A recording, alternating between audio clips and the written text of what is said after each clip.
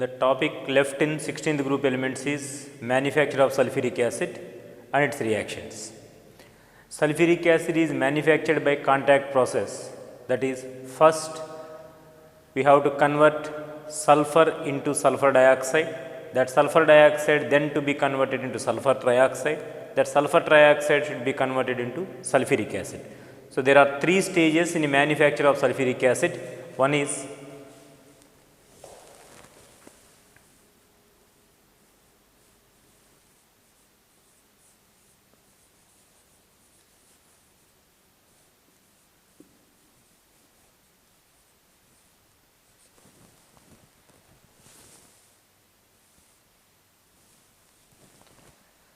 sulfur dioxide can be prepared by roasting of sulfide ores and also by burning sulfur in air. Those reactions we have discussed already.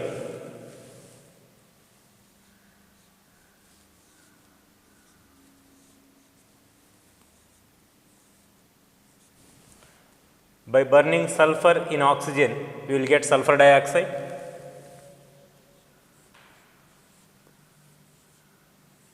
When sulfide ores are roasted, for example, iron pyrites on heating in oxygen, we get Fe2O3 plus sulfur dioxide gas. So, that is first step of manufacture of sulfuric acid, preparation of sulfur dioxide. Second step is this sulfur dioxide should be converted into sulfur trioxide.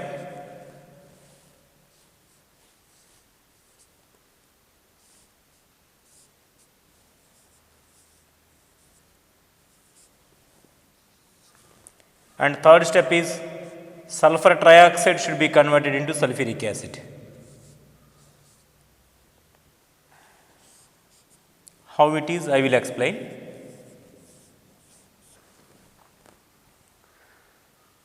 So, second step, conversion of SO2 to SO3. This reaction also you have already studied in first year chemical equilibrium chapter.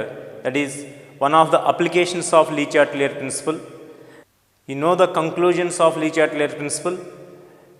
With increase in concentration of reactants, equilibrium will be shifted in the forward direction. Similarly, with increase in pressure, equilibrium is favored in a direction of decrease in stoichiometric moles or decrease in volume side. Exothermic reactions are favored at low temperatures, whereas endothermic reactions are favored at high temperatures. Those are the main points we have discussed from Le Chatelier principle in chemical equilibrium. This conversion of SO2 to SO3 is a reversible reaction, and delta H of this reaction is negative. Means formation of SO3 is an exothermic reaction and its reverse reaction is obviously endothermic. And from left to right, there is decrease in stoichiometric moles in gaseous state. Reactant side 2 plus 1, 3 stoichiometric moles are there for reactants and 2 stoichiometric moles are there for the product. So, delta N of this reaction is negative, or from left to right there is decrease in volume or decrease in stoichiometric moles. Now, we have to go for Le Chatelier principle. For getting better yields of sulfur trioxides, what experimental conditions we have to maintain? So, first one is temperature condition. How should be the temperature? Whether we have to maintain high temperature or low temperature? As reaction is exothermic, low temperature favors exothermic reaction. So, sulfur trioxide's yield will be high if the temperature maintained is low. But if we maintain too low temperature, the reaction may not occur between SO2 and O2. Reason: for reaction to occur, first the existing bonds must be cleaved, as oxygen has a double bond, and even sulfur dioxide also there are double bonds between sulfur and oxygen. For dissociation of those bonds, some amount of energy is required. That energy may not be sufficient at room temperatures. So, we have to maintain some certain minimum temperature.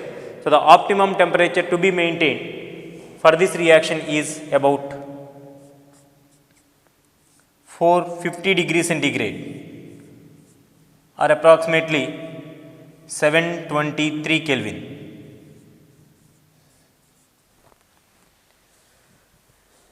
So, that is about temperature. Temperature should be low as per Le Chatelier principle, but it should not be too low, because at too low temperature there may not be the reaction between SO2 and O2. But at the same time you should not maintain too high temperature also. If temperature maintained is high, reverse reaction is more favored. SO3 dissociates to give SO2 and O2. So, temperature must not be too low as well as too high, it must be intermediate. The optimum temperature to be maintained is 723 Kelvin. And one more factor we have to discuss here is pressure. How should be the pressure? From reactants to products, there is a decrease in stoichiometric moles. Hence, high pressure favors the formation of SO3 and low pressure favors the dissociation of SO3. So, obviously, we have to maintain high pressure. But the problem here is, if too high pressure is maintained, the formed sulfur trioxide as acidic oxide, it may be reacted with the reaction towers used for manufacture of sulfuric acid, means the towers may be corroded by sulfuric acid or sulfur trioxide. Hence, we should not maintain too high pressure. The pressure maintained here in manufacture of sulfuric acid is about 2 bar.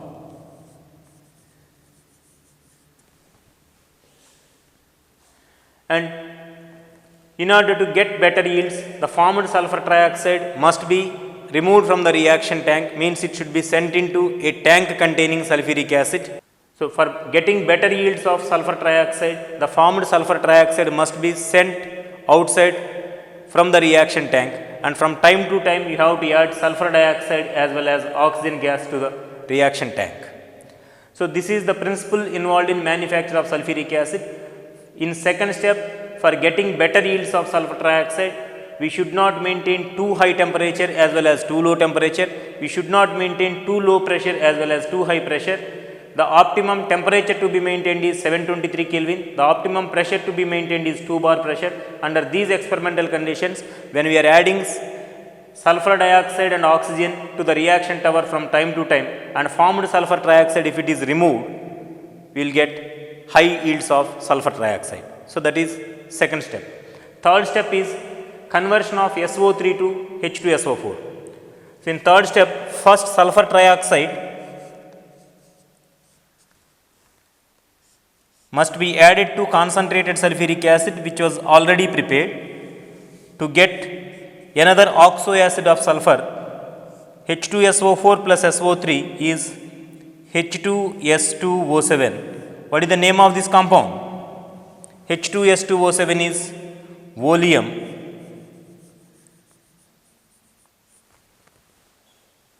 Now, the question is, why there is a need to prepare oleum? This oleum formed should be hydrolyzed to give sulfuric acid back. H2S2O7 on hydrolysis, you know the structure of this H2S2O7. When water is added to H2S2O7,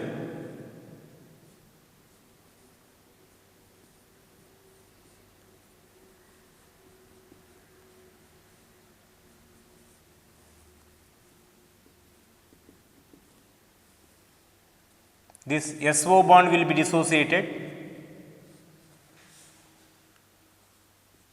SOH, this is OH2 plus now, because oxygen donated lone pair of electrons, double bond, and this is double bond, plus other part is SOH, O minus, double bond O and double bond O. Now, here OH2 plus will lose a proton and this O minus will take proton.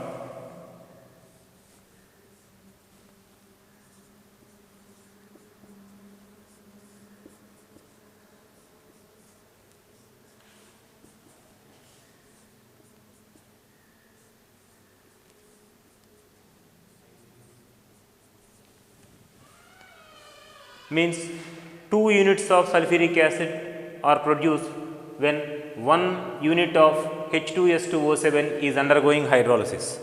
Means oleum on hydrolysis we are getting orthosulfuric acid. Now, the question is, Why we have to generate this volume H2S2O7?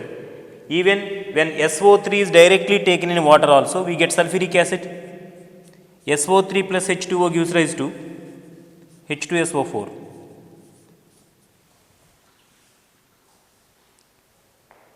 But we are preparing sulfuric acid first by passing SO3 into concentrated sulfuric acid to get volume, and that volume is hydrolyzed to give sulfuric acid.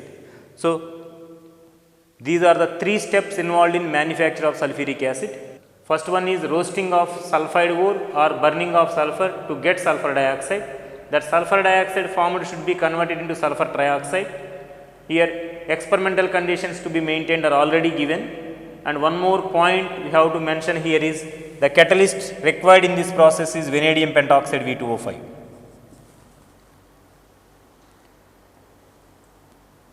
So, after getting sulfur trioxide, that sulfur trioxide should be sent into concentrated sulfuric acid to get volume. That volume should be hydrolyzed to give sulfuric acid. These are the steps. Now, the question is why there is a need of passing sulfur trioxide into sulfuric acid to get volume? Why not sulfur trioxide can be sent into H2O to get H2SO4? The reason is very clear, that is sulfur trioxide and water reaction is a highly exothermic reaction. A large quantity of heat will be liberated. As large amount of heat is liberated, this sulfuric acid formed will be reacted with the vessels or tanks used for manufacture of sulfuric acid. Those tanks will be corroded. And one more disadvantage is because of liberation of large quantity of heat, that sulfuric acid produced will not be condensed easily. To avoid these disadvantages, first sulfur trioxide should be sent into concentrated sulfuric acid to get volume. It is not that much exothermic reaction, and this volume on hydrolysis we are getting sulfuric acid. Conversion of volume to sulfuric acid also is controlled reaction. Based on that reaction, we can get required concentrated sulfuric acid. If 50% of sulfuric acid is required, you can add some quantity of water, 60% some different quantity of water. So, based on the amount of water added, we will get required concentrated sulfuric acid. So, this is about manufacture of sulfuric acid and the principle involved in it.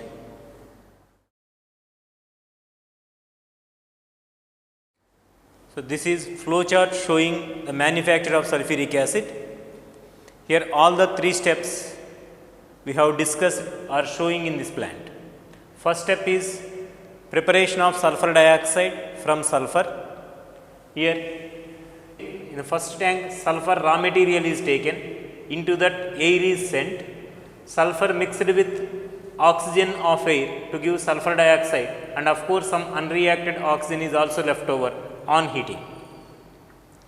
So, the sulfur dioxide and oxygen may consist of certain impurities as well as the dust. The dust particles can be separated by using dust precipitator. So, after separating dust particles, the remaining mixture of SO2 and O2, now we have to send into another tank where there is a spray of water. The purpose of spraying water is if any other impurities are present, those will be settled down along with water. So, heavier particles will settle down along with water, those can be separated from the tank. Now, after coming from this second tank, the mixture containing sulfur dioxide and oxygen, of course some amount of water vapor also now present. We have to get dry sulfur dioxide and oxygen gas mixture, but not water. That water can be separated by spraying concentrated sulfuric acid, a good dehydrating agent, in third tank. So, this reaction mixture now sent into a third tank where there is spray of concentrated sulfuric acid, so that all water vapors can be separated. So, dry sulfur dioxide and oxygen gases mixture can be sent into a tank containing vanadium pentoxide catalyst in the next step. So, first step is over up to this tank, that is first preparation of sulfur dioxide and purification of sulfur dioxide, then dehydrating sulfur dioxide. So, dry sulfur dioxide is sending into a tank containing catalyst. There we are expecting second reaction, that is conversion of sulfur dioxide into sulfur trioxide. So, in order to get sulfur trioxide, The temperature to be maintained is 453 Kelvin. To maintain the temperature, we have to maintain a preheater. Here temperature is maintained optimum. So under those conditions, in presence of catalyst vanadium pentoxide, sulfur dioxide is converted into sulfur trioxide. So that sulfur trioxide now should be converted into oleum. For that purpose, we have to send into another tank containing concentrated sulfuric acid. Here SO3 combines with concentrated sulfuric acid, then we get H2S2O7 oleum. That oleum on hydrolysis by the addition of water, oleum will be converted into sulfuric acid.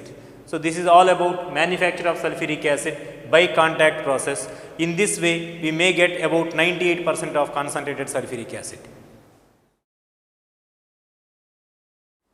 For all of us, it is known that sulfuric acid is a very strong acid and it is a dibasic acid also.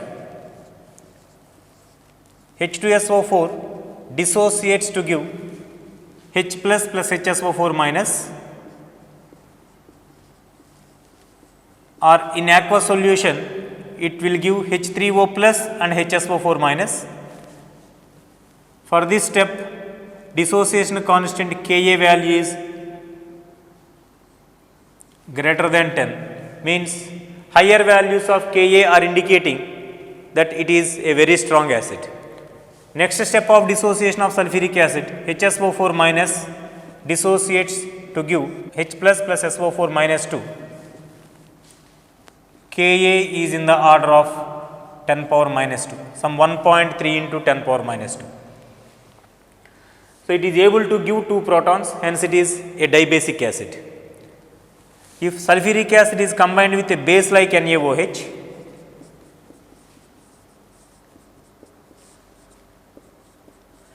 we get NaHSO4 sodium hydrogen sulfate plus H2O. After complete conversion of H2SO4 into NaHSO4, now NaHSO4 combined with sodium hydroxide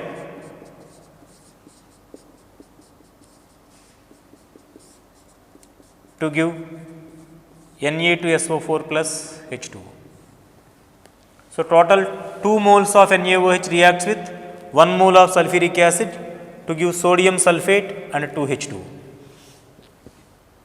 If you are thinking about only this reaction, N factor of sulfuric acid is equal to 1 only, because in this reaction sulfuric acid contributed only 1 proton to form NaHSO4. Basicity as per this equation is equal to 1 from sulfuric acid.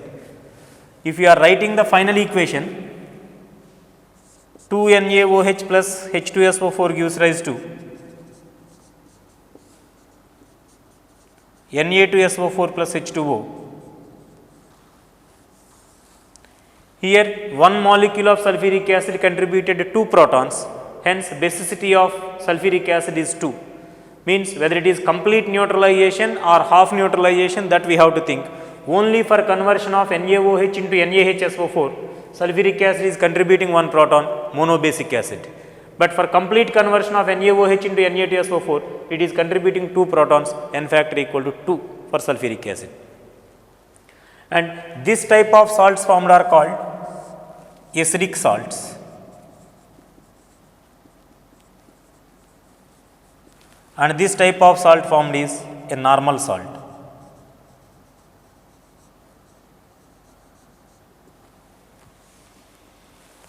Acidic salt does not mean that it is acidic in nature. Acidic salt means still it has one more replaceable hydrogen atom. Na2SO4 is normal salt. For example, if you take H3PO3, phosphorus acid has only 2 replaceable hydrogen atoms. It is able to form the salts NaH2PO3 as well as Na2HPO3. Out of 3 hydrogen atoms, only 2 are replaceable hydrogen atoms, because 2 hydrogens only are linked to oxygen atoms in H3PO3.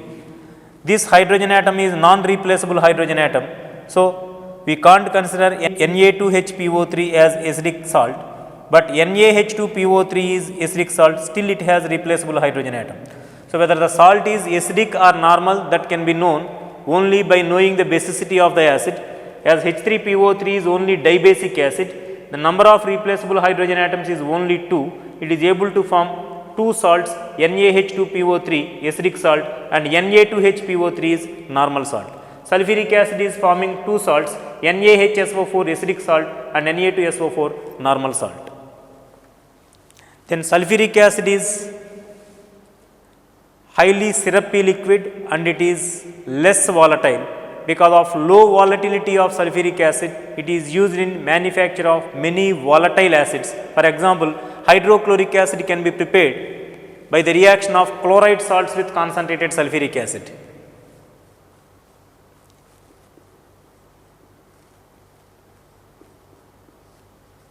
NaCl plus H2SO4 gives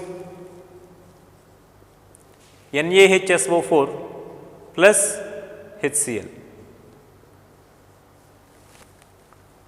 So, this HCl is giving vapors, they can be easily separated out from the mixer, but sulfuric acid is there with the reaction mixer itself.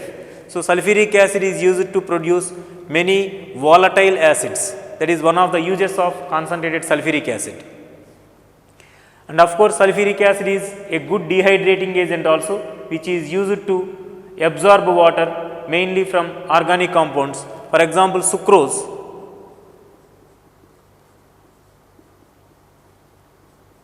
When taken with sulfuric acid, we get C plus H2O.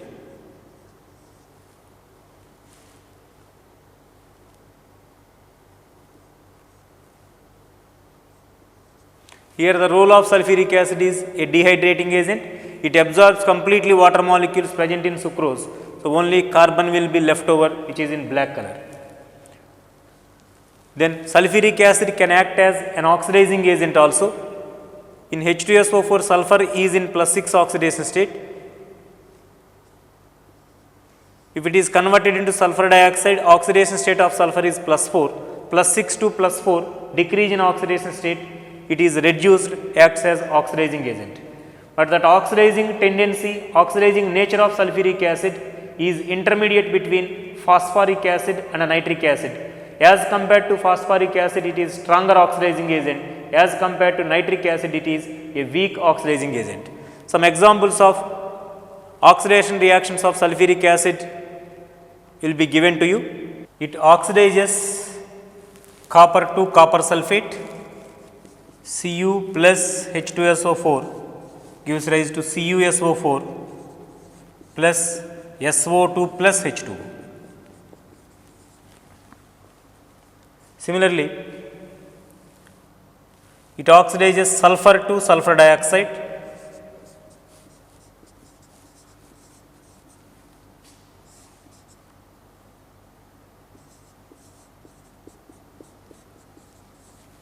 and carbon to carbon dioxide.